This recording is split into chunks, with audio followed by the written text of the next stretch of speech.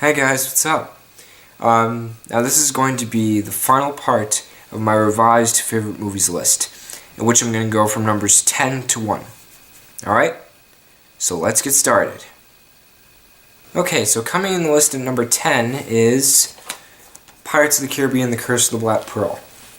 Now, this is one of my all-time favorite movies simply because I never get tired of it. It is so much fun to watch, and it has everything that a movie fan can want. It has action, it has comedy, and it has drama. All those things combined make this an awesome movie. And I think, I'm not positive, but I think this was the very first movie I ever saw in the theater. I think it was either this or Lion King, I'm not sure. But, yeah, just awesome. And obviously the best out of the entire series. I mean, sure, Dead Man's Chest was okay, and I still have it. But all the movies after that, just, 3 and 4, they're just shit. And they don't have to make a fifth one. It's ridiculous. Fucking Johnny Depp, get your talent back, please. But anyway, yeah, awesome. Okay, next up is another one of the greatest comedies I've ever seen, and that is Tootsie. Just a non-stop laugh fest. I mean, seriously, every time I watch this movie, I laugh like every other second. It's crazy. And the story is so simple. It's just about this guy, this struggling actor played by Dustin Hoffman. He's trying to get an acting job and nobody will hire him. So he decides to dress up as a woman to get a job on a soap opera. And he becomes extremely famous for it. Just a great movie. A comedy classic is what it is. And also an 80s classic. So funny. And he just inhabits this role. And that's what makes it so awesome. And I know this obviously took influences from other movies like Some Like It Hot. The idea of men dressing up as women to get jobs.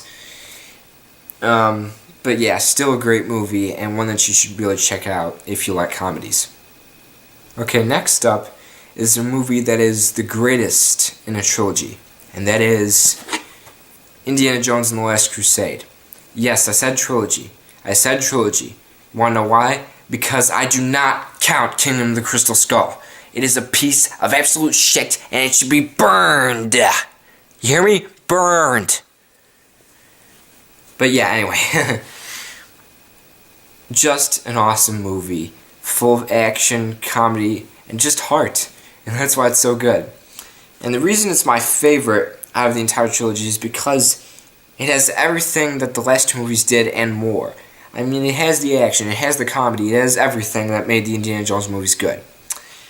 But in my opinion, what makes the Indiana Jones movies good is that each one of them had the best of a certain thing. Like, for example, Raiders of the Lost Ark had the best story, Temple of Doom had the best action, and this had the best comedy. Now, the reason this has the best comedy is because of Sean Connery. His character is just so hilarious. I mean, he plays Indy's dad so well. It's just incredible how well they work together and how believable they are as father and son. Their chemistry is so well written. And Steven Spielberg himself said this is a father-son movie. That's really the purpose of it. And let's just say it's one of the greatest. Okay, next up is one of the most epic and one of the most critically acclaimed movies just ever. And that is Lord of the Rings: The Return of the King, the extended edition. Just a flawless movie. Flawless. It has everything that a movie fan can want. It has action, it has comedy, it has drama, it has amazing visual effects, amazing costumes, amazing music. The trilogy overall is just perfect. There's literally no problems with it. And let me tell you something. The Hobbit movies will never, never be able to hold a candle to these movies. Never. They're nowhere near as good as these movies. Because these movies have so much effort put into them. And the fact that all three were made at once, it just blows me away. And the reason this is my favorite out of the trilogy is because it's one of those few third movies in the trilogy that's actually good. Because like I said, usually with movie trilogies it just goes, first one's good, second one's okay, third one, bad. but this is one of those few third movies in a trilogy that's great. And it's just perfect. And it also has probably the most emotional and the best movie ending ever.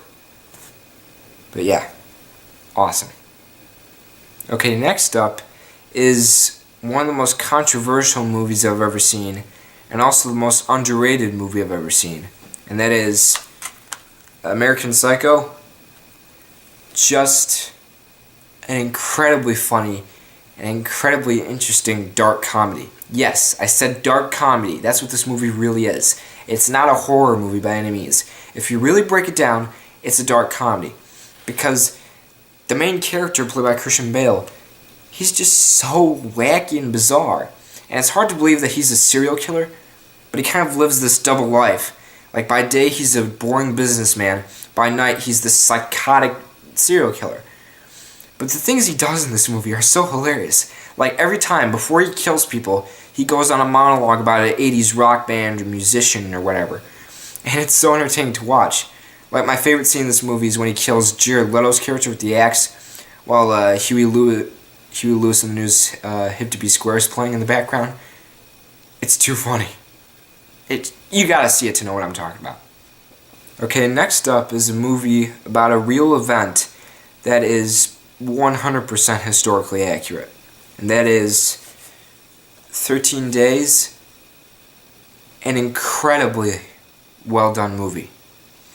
And like I said, one of the most historically accurate movies about a real event that I've ever seen. Because this movie is about the Cuban Missile Crisis, and it is 100% historically accurate. I mean, my God. Like, down to the tiniest detail. Like, even the actors. The actors in this movie look pretty much identical to the real people. It's freaky. And also the sets, the costumes, so accurate to the time period. And I would know because it's related to John F. Kennedy. Like, the Cuban Missile Crisis happened when he was president. And I've researched the Cuban Missile Crisis pretty well, and I cannot believe how accurate it is.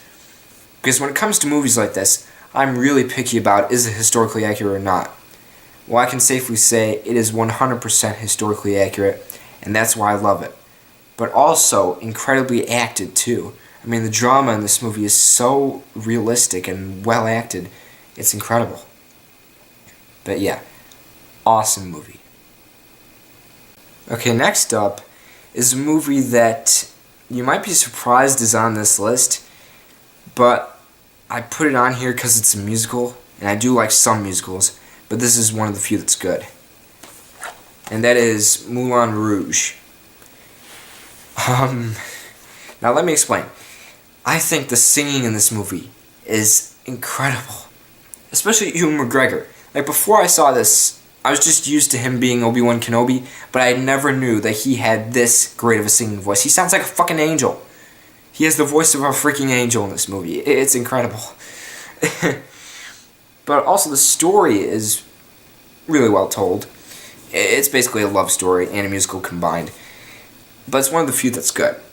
Let me just say that.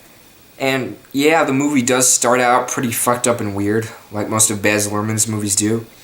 But as it goes on, it gets really, really dramatic. And quite frankly, heartbreaking, to be honest. And another one of the reasons why this is on my favorite movies list is because, personally, every time I watch this movie, I used to think of a girl that I liked. I'm not going to say her name, but yeah. But I don't anymore. But yeah, very well done musical. Okay, next up is, in my opinion, the greatest movie in the entire Star Wars saga. Star Wars Episode 3, Revenge of the Sith. Now, let me say something. I know a lot of people hate the prequels. I know. But in my opinion, they're fine. I mean, sure, they're nowhere near as good as the originals, but really without them, we wouldn't understand the whole story. Because, in my opinion, the reason Episode 3 is the best is because it makes all the connections to all 6 of the movies. It ties everything together so perfectly through the story. It has a lot of Easter eggs that lead in perfectly to the original trilogy. And also what makes this movie good is it showed Darth Vader's origin story. Like, before this, we never really knew like who he was, who Anakin Skywalker was. And then the prequels came out and told us. I mean, sure, episodes 1 and 2 are not that good, but even if you hate the prequels, you have to admit episode 3 was awesome. Because it tied everything together so well. And you gotta give Lucas credit for that. Making all the little connections to the original trilogy so well. And it works perfectly. I have no problems with episode 3. I give it an A+. Yeah, that's right, I said A+. And also give Empire Strikes Back an A+, because it's my second favorite. But it was on my honorable mentions list. But yeah, just so much fun to watch. And one movie that I watched over and over as a kid. Okay, next up is another very historically accurate movie about a real event, and one that you will not be surprised by. And that is JFK, directed by Oliver Stone. Just an incredibly historically accurate movie. It's incredible how accurate this movie is. Especially the opening scene to this movie. Oh my god, the opening scene is like so accurate, it amazed me. I mean, I'm incredibly impressed with how Oliver Stone combined real film footage of the JFK assassination with the reenactment. It blends so well with the editing and the music, like the intense sound of the drums in the opening of this movie. Oh my god. And also the main theme to this movie, the prologue, composed by John Williams. Oh my god. Just an amazing song, and a perfect memorial to JFK. And the reason this is on my favorite movies list is because I know a lot about the subject matter of this movie, the JFK assassination. I spent all of 2014 conducting my own personal investigation, and I can safely say this movie is as accurate as it can get to what really happened. Yes, there was a conspiracy. There was. Okay? It's already been proven to be a fact. Now, for all of you people out there who believe that Lee Harvey Oswald acted alone, I have this to say to you. Burn in hell, you retards. For all you people out there who believe the official story that John F. Kennedy was killed by one person, you're wrong. Okay? It's already been proven to be a conspiracy. It's already been proven. I mean, you will not believe how many facts there are that prove a conspiracy. And the fact that our government has covered it up to this very day. It's insane. There is this incredibly complex cover-up in the whole thing. You wouldn't believe it. Not only the government, but the mainstream media have helped cover it up. It's shocking. But anyway, yeah, amazing movie, great music, great acting, and like I said, one of the most historically accurate movies about a real event I've ever seen. But probably not the most. Okay, and finally, coming in the list at number 1, my all-time favorite movie, and this pick will never change as long as I live, and that is The Dark Knight. I've talked about this movie 100 times. I'm not going to say anything other than it's flawless as hell. Really. I have no fucking problems with this movie, except for Maggie Gyllenhaal's performance, which I think was really bad. But other than that, this movie is perfect. And probably the greatest comic book movie I've ever seen. Okay, so that concludes my favorite movies revised list. See you later. Bye.